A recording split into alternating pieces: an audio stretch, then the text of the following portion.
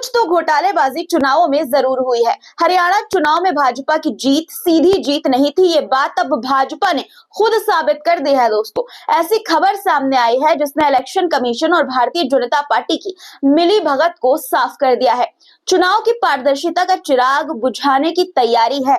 पूरी खबर आगे डिटेल के साथ आपको बताऊंगी। वहीं दूसरी तरफ संभल में एक दूसरे मुस्लिम नेता के एरिया में बुलडोजर चलाकर आवाम के हौसले को तोड़ने की कोशिश, तोड़ने का खेल जारी है। तो चलिए बताती हूँ आखिर देश में चल क्या रहा है। दोस्तों, वीडियो शुरू करने से पहले एक गुजारिश की वीडियो को सबसे पहले लाइक कर दीजिए और कमेंट बॉक्स में अपने नाम के साथ जहां से आप हमारा ये वीडियो देख रहे हैं वहां का नाम जरूर लिखा करिए। चलिए अब शुरू करते हैं आज का वीडियो। द लाइव टीवी, सच सबसे आगे। आदाब दोस्तों, मेरा नाम है मिसबा खान और आप मुझे द लाइव टीवी पर देख रहे हैं। दोस्तों, लोकतंत्र की बुनियाद क्या है? यकीन और पारदर्शिता। लेकिन जब इन्हीं दो चीजों पर सवाल उठने लगे तो समझ जाइए कि सियासत का खेल अपने निचले स्तर पर पहुंच गया है, निचले दर्जे पर पहुंच चुका है।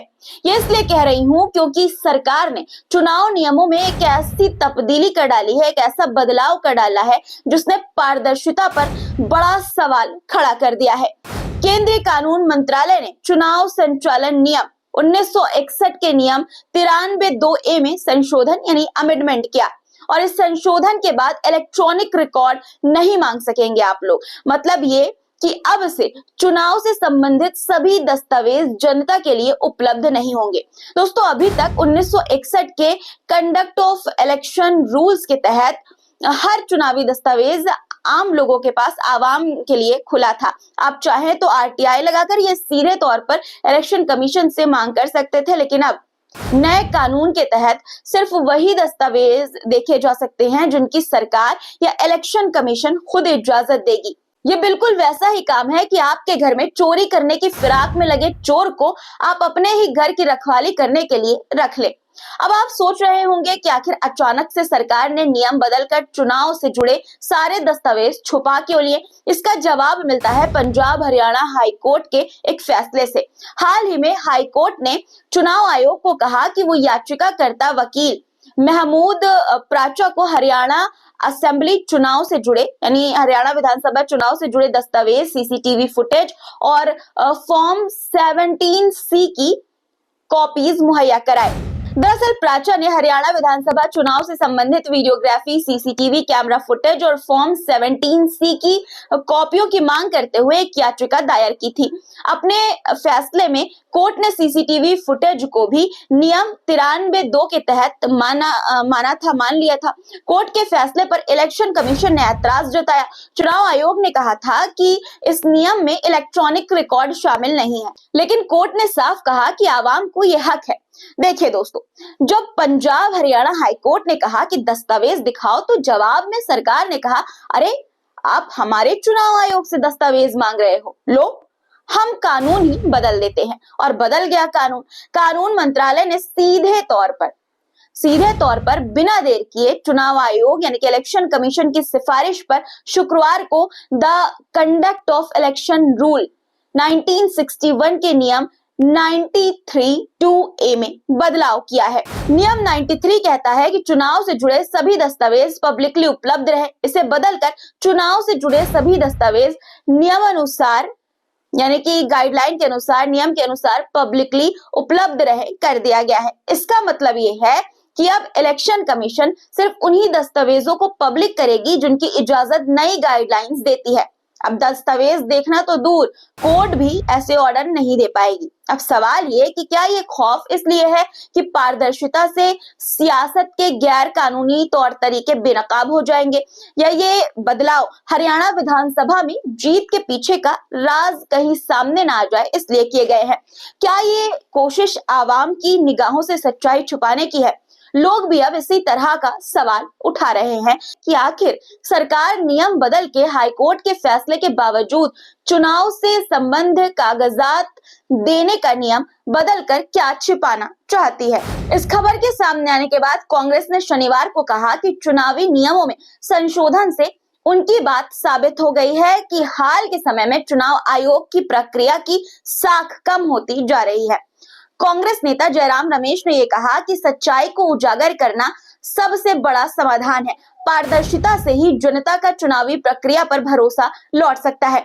उन्होंने ये भी बताया कि पंजाब और हरियाणा हाई कोर्ट ने भी चुनाव आयोग को आदेश दिया था कि जनता को सभी जरूरी दस्तावेज जो थे, जरूरी जानकारियां वो दी जाए, जो कि मैंने आपको बताया भी दोस्तों। लेकिन चुनाव आयोग ने कोर्ट के फैसले को, उन्होंने आगे कहा कि लेकिन चुनाव आयोग ने कोर्ट के फैसले को मानने के बजाय नियम बदल दिया ताकि चुनावी दस्तावेजों की जानकारी सीमित कर दी जाए।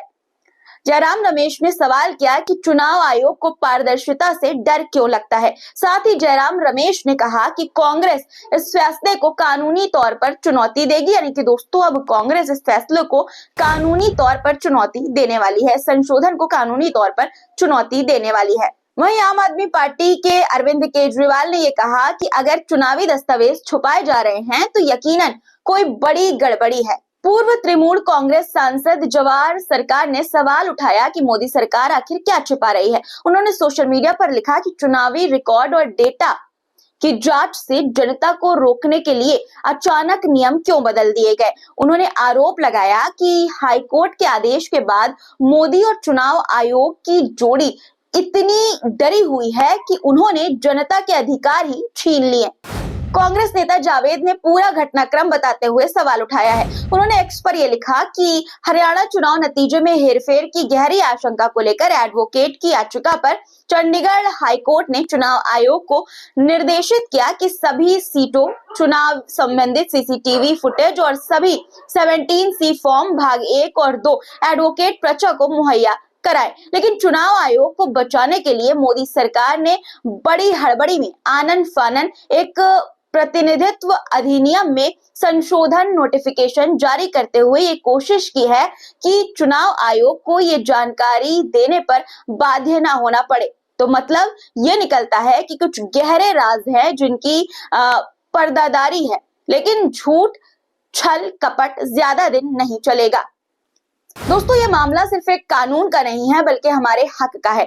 पारदर्शिता पर ये सवाल लोकतंत्र के लिए खतरा है और लोग इस बात को समझते हैं, इसलिए ईवीएम की मांग करते हैं, ईवीएम को हटाने की मांग करते हैं। भाजपा चीटिंग करती है चुनाव में, ये आरोप हमेशा से ही लगते आए हैं। ईवीएम पर दोष लोग हमेशा से ही मरते आए हैं और अब ये बदलाव आनंद फानन में जो कि भाजपा ने किया है दोस्तों, इससे ये बात पुख्ता हो गई है कि कुछ तो गड़बड़ है। इसलिए अब एक बार फिर से ईवीएम को लेकर, ईवीएम को बैन करने को लेकर लोग कह रहे हैं कि ईवीएम के मुद्दे से ध्यान भटकाने के लिए बीजेपी हर दिन नए शातिर तरीके अपना रही है।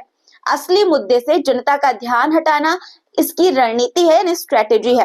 लोकतंत्र की रक्षा के लिए सवाल उठाना जरूरी है। ईवीएम बंद करो, लोकतंत्र बचाने का प्रबंध करो। ईवीएम बैन करने की मांग को लेकर पोस्टर सोशल मीडिया पर पोस्ट किए जा रहे हैं, जो कि आप स्क्रीन पर देख सकते हैं, जिसमें लिखा हुआ है कि देश का लोकतंत्र बचाना होगा, ईवीएम बैन कराना होगा। ये एक मुहिम की तरह है दोस्तों जो चलाई जा रही है। अब वाकई दोस्तों देश में बैलेट पेपर से चुनाव होना बहुत जरूरी हो गया है, वरना लोकतंत्र को आग लगा देंगे ये लोग।